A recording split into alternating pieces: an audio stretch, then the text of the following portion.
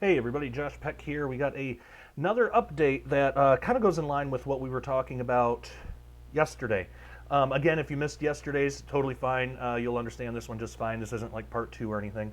I will mention though, the reason why I have a different background, in case you missed last week, is our house basically flooded with sewage. It's unlivable.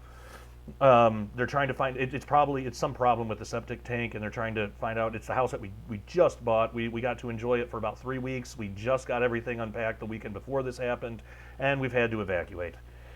So that's what's going on. We're in an Airbnb again, and just keep us in prayer through strength through all this, because it's really felt like, that or the passing of our son just over a month ago, just everything. It's like one thing after another, after another, after another. And just pray for our strength and our endurance, because it is obviously exhausting. But at the same time, as long as God allows, I'm going to keep doing what I'm doing and keep trying to talk about this stuff, preach the word, share the gospel as much as I can. So just keep us in prayer for that, please. And check out the links in the description below. Make sure you subscribe, click the bell to turn on all notifications, all that good stuff. Okay. So yesterday we talked about how they're creating robots to do household chores, and how that might not be as good of a thing as for society as it sounds like it might be on the surface. Well, here's another reason why these robots are dangerous. This comes from Construction Dive, and it says prepare for humanoid construction robots starting now. What do you think this is going to do to the economy? General contractors can partner with humanoid robotics firms and build a roadmap to prepare, according to global consulting firm McKinsey. So humanoid robots might not be a fixture on the job sites of today, but the time is now for builders to start game planning for their future usage, according to an October 17th report from consulting firm McKinsey and Company. The report paints a scenario that contractors across the country are all too familiar with. Fewer young people entering the field, skilled workers retiring in a physically demanding environment have created a skilled labor crisis in the industry. The consulting firm also pointed to dismal gains in productivity over the last 2 decades, far below manufacturing and the overall economy. And it makes you wonder, well, why is this? Why are fewer people entering the field? And I think it's because we've led so many people for what, 30, 40 years, longer than that probably, that you must go to college. We didn't, in my generation when I was growing up. It was constant. It was in every movie, every TV show. When you get out of high school, what you do is you go right into college. I didn't even know what a trade school was. You never hear about that. And you only get into construction or something like that if your family was already in it, or if you had a friend. But mostly the dream, the American dream, quote unquote, was to go to college, and that was all propaganda. That was all propaganda. So you get these college students going into college, do not really even know what their major is going to be, or what they even want to do with the rest of their lives. And a lot of times they get into liberal arts stuff. And what's the job for that? Mostly just teaching, becoming a professor and teaching more liberal arts stuff. Like that's the problem. Me and Christina are encouraging our kids. They're still young, so they got time to figure it out. But we're encouraging our kids, like, check into trade schools, because they do need people, and it's good, honest work. And I personally don't want my kids going to college. I think they're propaganda mills, at least the way they are now. And all they do is teach far left wing stuff. I mean, how many stories have we heard of, like, good Christian homes? They got good Christian kids, and then they send them to college, and within a year they don't even believe in God anymore, and they're Marxists now. I mean, that happens all the time. Not for my kids. Like, I don't want that for them. But again, when in my generation, we were just inundated with that all the time, and we didn't even question it.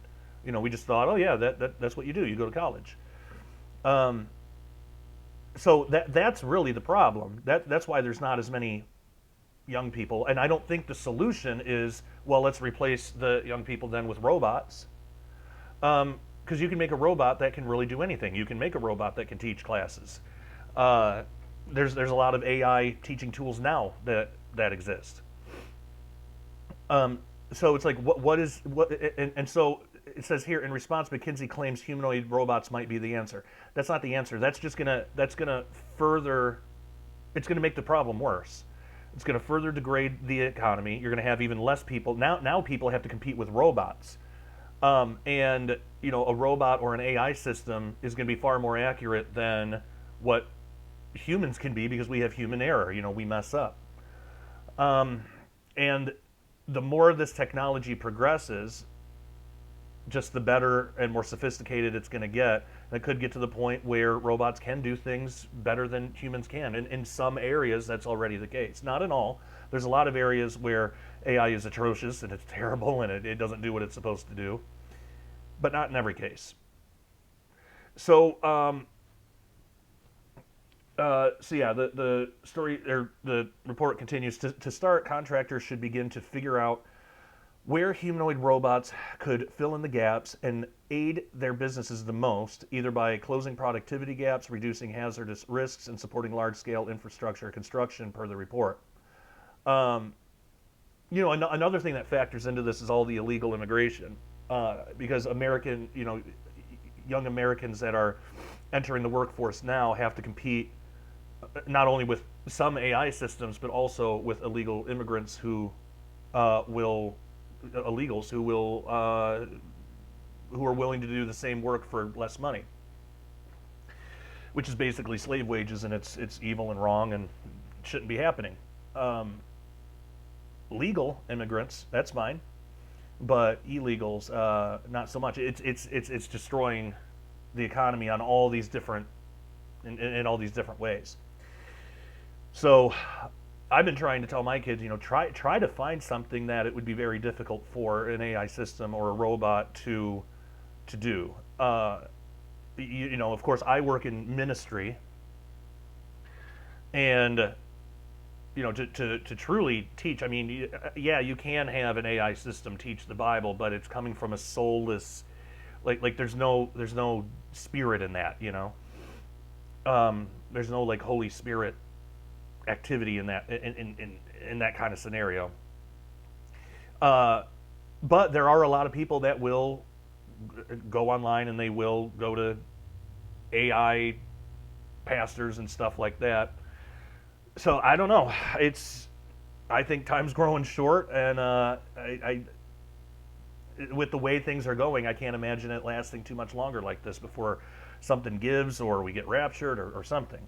But they're saying that the solution to this problem is, well, just forget the kids, forget the humans. Let's focus on robots. Let's focus on automating everything that we can.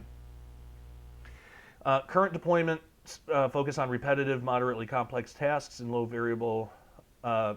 variability environments, such as mapped grocery aisles or staged interiors with identical layouts, according to McKinsey. But future applications could include pipe installation in tight spaces, sensor installation, or earthwork. Now, see, you could, and there are machines now, but you could just develop machines that can do this, but it's human operated.